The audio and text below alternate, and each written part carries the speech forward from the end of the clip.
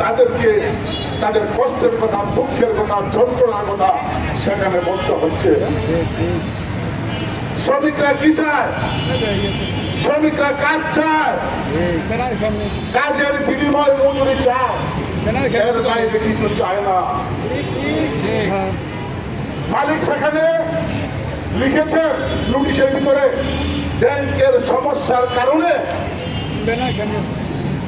শ্রমিকদেরকে নিয়মতান্ত্রিক বেতন দিতে পারেন নাই। সে অপরাধ কি শ্রমিকের না আপনার? সে প্রতিদিন শ্রমিকরা কাজ করছে, আপনি প্রতিদিন শিফট করছেন, সেই টাকা কোথায়? পাউতাবাজি ছাড়েন, পাউতাবাজি দিয়ে শ্রমিকদের ন্যায্য মজুরি থেকে, ন্যায্য অধিকার থেকে বঞ্চিত করতে পারবেন না। গার্মেন্টস শ্রমিক ফ্রন্ট পরিষ্কার আইন মানে আন্দোলন করে, সংগ্রাম করে আমাদের ব্যানারে পরিষ্কার ভাবে আমরা লিখেছি যে সেখানে এই যে বন্ধ করেছেন অবৈধভাবে, এবং শ্রমিকরা তাদের সাথে একটা আলাপ আলোচনা পর্যন্ত আপনি মনে করলেন না, আপনি নিজের মতন করে সেখানে কারখানা বন্ধ করে দিলেন।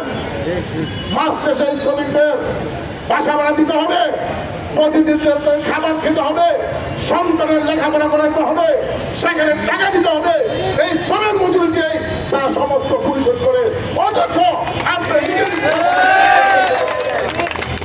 আমরা বেশি কথা বলতে চাই না। শ্রমিকরা নারায়ণগঞ্জে আপনারা দেখছেন, এই শ্রমিকরা কোনো উচ্ছৃঙ্খল শ্রমিক না, সুশৃঙ্খল শ্রমিক, নিয়মতান্ত্রিক ভাবে ওরা আন্দোলন করে, যখন বেতন পায় না তখন তাদের অধিকারের জন্য কথা বলে, কিন্তু সে অধিকার থেকে বঞ্চিত করার জন্য আরো তার নীল নকশা করে হঠাৎ করে কারখানা বন্ধ করে দিলেন। পরিষ্কার আমাদের সাধারণ সম্পাদক বলেছে, পরিষ্কার কথা, আপনি অবিলম্বে ওই বন্ধ কারখানা খুলে দেন এবং তাদের পক্ষে যে পাওনা দিন, এবং আপনি যদি কারখানা পরিচালনা করতে না পারেন, শ্রমিকদের সাথে আলোচনা করে তাদের আইনানুগ পাওনা পরিশোধ করার জন্য আপনারা ব্যবস্থা করুন, তারা যাতে নিজেরা আবার কর্মসংস্থান দেখে নিতে পারে। কিন্তু আপনি এইভাবে জুড়ে আপনি 15 তারিখে বেতন দিবেন, 30 তারিখের মধ্যে আপনি টাকা দিবেন, অর্থাৎ আপনি যেভাবে মন চাই সেইভাবে করবেন, সেটা চলবে না। পরিষ্কার আপনি বন্ধ করছেন আজকে, আজকে তবে টাকা দিয়ে বন্ধ করবেন কিসের দ্বারা? পরিষ্কার সেটা করেন নাই। আমরা এই সমাবেশ থেকে অবিলম্বে ডিসি সাহেব আছেন, এসপি সাহেব আছেন, ইন্ডাস্ট্রিয়াল পুলিশ আছেন, কলকারখানা অধিদপ্তর আছেন, দল আছেন, ড্রাইভ আছেন, এবং বিকেএমইর যিনি সভাপতি আছেন, এবং রাষ্ট্রকে আমরা বলবো, বর্তমানে শ্রমিকদের এই সংকট, বিভিন্ন জায়গায় কারখানা বন্ধ হয়ে যাচ্ছে, অর্থাৎ রাষ্ট্রে যে কারখানা ব্যাংক টাকা দিচ্ছে না, ওই ব্যাংকের মালিকদেরকে জোরপূর্বক পদক্ষেপ দিয়ে শ্রমিকদের জন্য প্রতিদিন শিপমেন্ট করে সেই শিপমেন্টের আবেদন ব্যাংকে জমা দেওয়া হয়।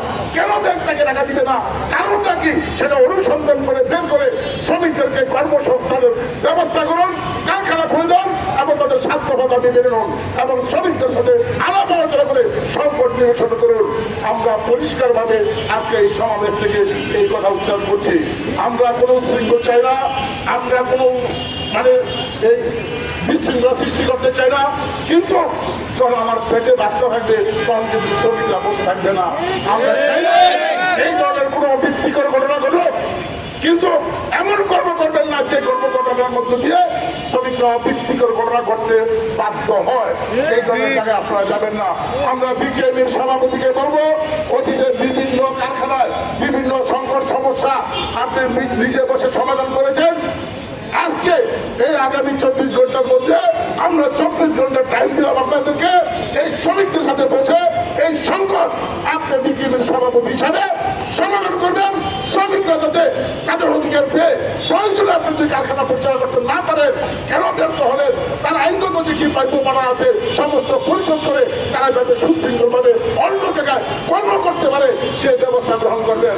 আমরা আপনার প্রতি যে আহ্বান জানাচ্ছি, এই আহ্বানের মধ্যে দিয়ে আর শ্রমিকদেরকে বলবো, আপনারা আইনগতভাবে মালিক যেহেতু কারখানা বন্ধ করছে, আপনারা একটা নিয়মতান্ত্রিকভাবে এবং আইনগতভাবে ভিত্তি নিয়ে আপনারা আন্দোলন সংগ্রাম করেন, যতদিন পর্যন্ত আপনাদের আইনগত প্রাপ্যমানা পরিশোধ না হবে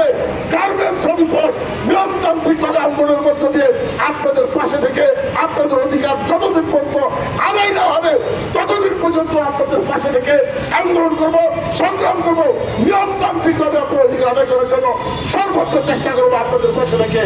আপনারা কখনো বিশৃঙ্খলা করবেন না।